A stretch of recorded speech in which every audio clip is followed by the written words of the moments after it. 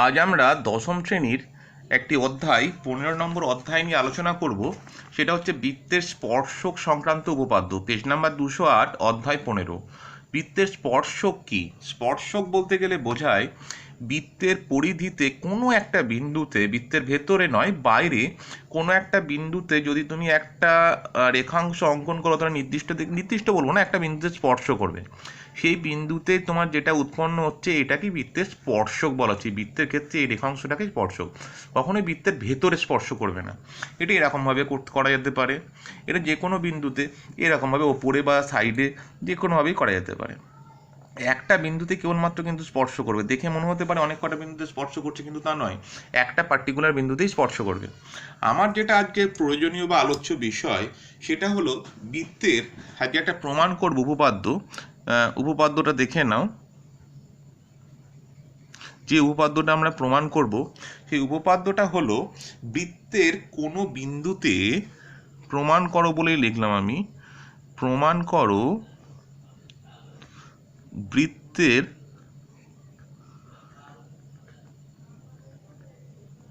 কোনো বিন্দুতে অঙ্কিত স্পর্শক, শুধু স্পর্শকে লিখলাম, অঙ্কিত স্পর্শক না লিখলে স্পর্শক ও স্পর্শ বিন্দুগামী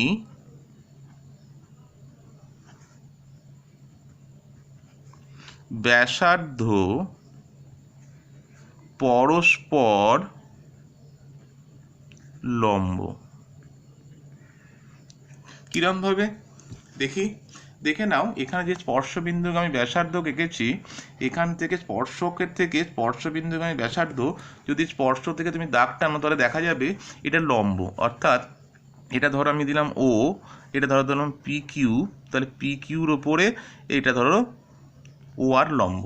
সাপোজ এক্ষেত্রেও যদি তুমি সরলরেখাংশ এখান থেকে টানো, তাহলে দেখবো এটা 90 ডিগ্রি যেমন হচ্ছে, সিমিলার এখানেও যদি টানা হয় এটাও 90 ডিগ্রি দেখবো। কি বললাম, কথা বুঝতে পেরেছো? তাহলে এটা প্রমাণটা আজকে আমরা দেখব। প্রমাণটা তোমরা বাড়িতে প্র্যাকটিস করবে এবং লিখবে।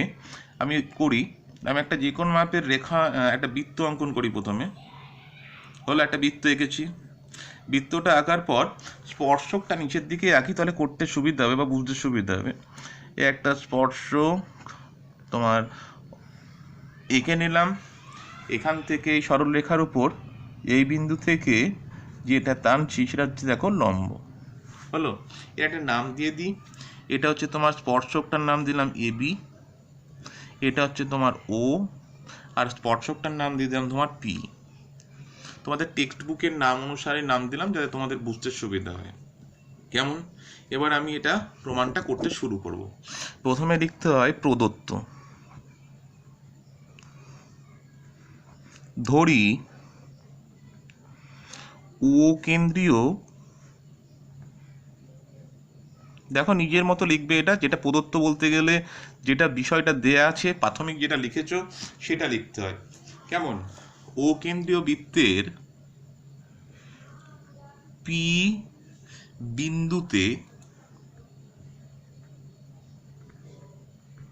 দেখতে পাচ্ছ পি বিন্দুতে কি করেছি, এবি তোমার স্পর্শক হলো, এবি স্পর্শক, এবি স্পর্শক হচ্ছে ও ওপি, এই যে ওপি হলো স্পর্শবিন্দুগামী ব্যাসার্ধ হয়েছে।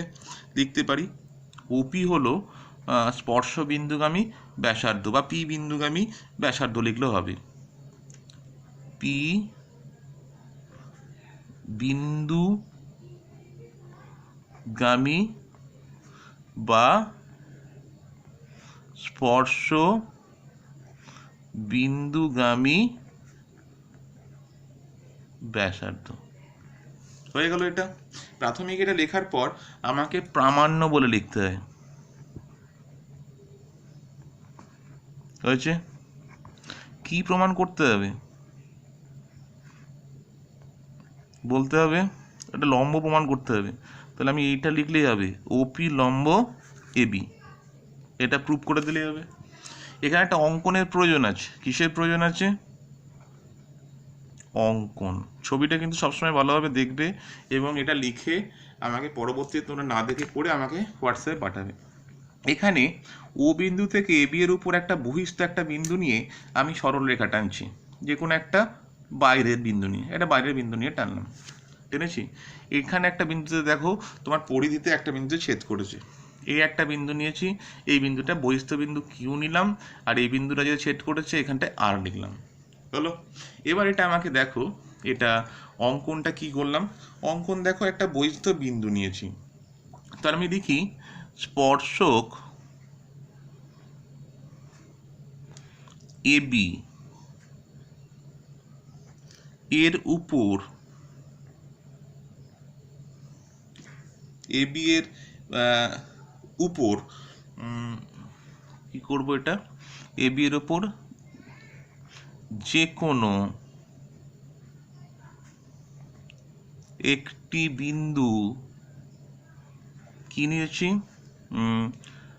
কিউ নিলাম বা অঙ্কন করলাম, কিউ নিলাম, হয়েছে। ও কিউ কি করলাম, যুক্ত করলাম, ও কিউ যুক্ত করলাম, হয়েছে। এবার সবচেয়ে গুরুত্বপূর্ণ যে বিষয় সেটা হচ্ছে প্রমাণ, প্রমাণটা লিখব, কেমন দেখে নাও ভালো করে, বারবার বলছি এটা কিন্তু ভালো করে দেখবে, প্রমাণটা লিখছি, প্রমাণটা কিন্তু ভালো করে দেখে নেবে।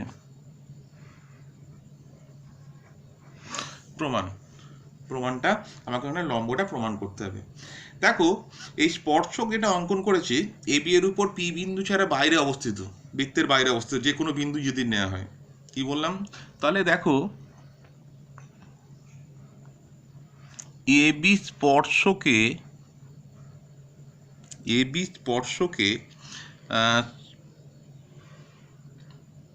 স্পর্শবিন্দু, এই স্পর্শবিন্দু পি ছাড়া বাকি যে কোনো বিন্দু, যে কোনো বিন্দু বৃত্তের কোথায় অবস্থিত, বাইরে অবস্থিত, হয়েছে। তাহলে বৃত্তের বাইরে অবস্থিত, এটা তো আমরা দেখেই নিয়েছি। তাহলে ভালো করে দেখো, ও কিউ বৃত্তের পরিধিকে, এটা তোমার অঙ্কনে লিখে নিলেও অসুবিধা কিছু নেই, বৃত্তের পরিধিকে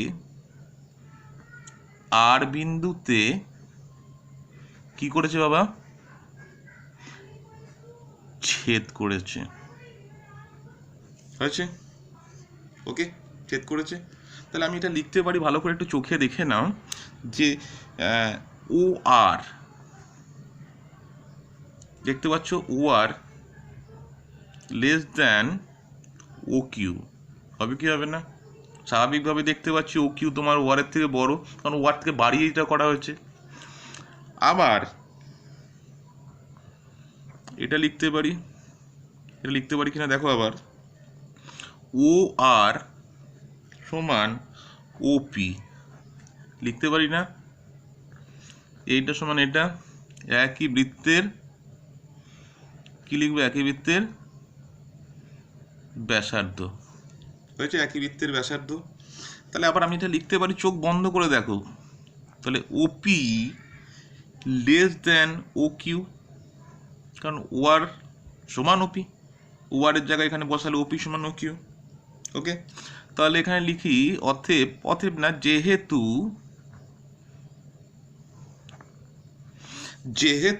দেখো এ বি স্পর্শকের উপর যে কোনো বিন্দু সবচেয়ে ক্ষুদ্রতম দূরত্ব আমি বলতে পারি, তাহলে সেটাকে আমরা লম্ব দূরত্ব হিসেবে বিবেচনা করে নিতে পারি।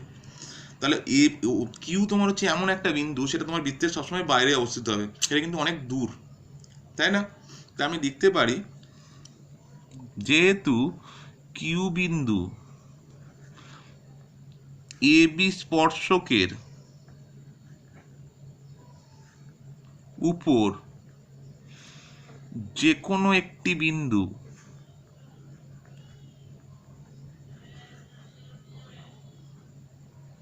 হয়েছে, যে কোনো একটি বিন্দু যা কি লিখলাম, কিউ এর যে কোনো একটি বিন্দু যা এটা লিখি ও আর ও কিউ, যা যে কোনো একটি বিন্দু যা বৃত্তের কেন্দ্র থেকে তোমার লিখতে পারো যায় যে যতগুলো সরলরেখা অঙ্কন করা যায়, যা বৃত্তের কেন্দ্র থেকে যত রেখাংশ অঙ্কন করা যায় তার মধ্যে ওপি ক্ষুদ্রতম। বৃত্তের কিউ বিন্দু এ বি স্পর্শকের উপর যে কোনো একটি বিন্দু যা বৃত্তের কেন্দ্র থেকে যত রেখাংশ অঙ্কন করা যায় তার মধ্যে ওপি ক্ষুদ্রতম। ওপি ক্ষুদ্রতম মানেই সেটাকে আমরা লম্ব দূরত্ব হিসেবে বিবেচনা করি। তাহলে অতএব চোখ বন্ধ করে লিখে দিতে পারি ওপি লম্ব এ বি। প্রমাণিত। প্রমাণটা দেখবে, এই প্রমাণটার অনেক প্রয়োগ আছে, এটা লিখে ভালো করে পরিষ্কার পরিচ্ছন্ন করে আমাকে কিন্তু বাড়িতে অবশ্যই পাঠাবে এবং এটা সঠিকভাবে যেন করা হয়।